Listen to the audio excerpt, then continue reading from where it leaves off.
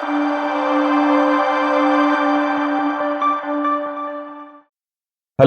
Welcome to Kaushal study centre.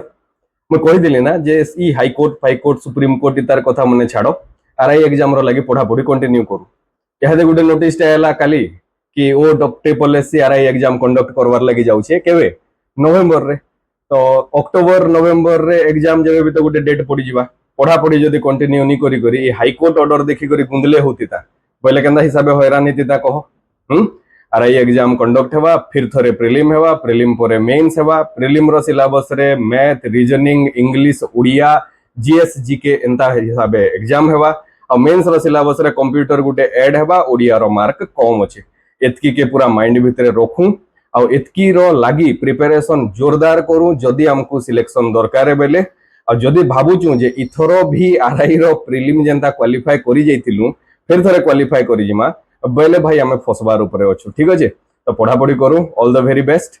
जदि course करवार लगी चाहूँ बेले कौशल स्टडी सेंटर बलांगीर आदर्श पड़ा एचपी पेट्रोल पंप पाखे अच्छे आमे जॉइन करि पारमा।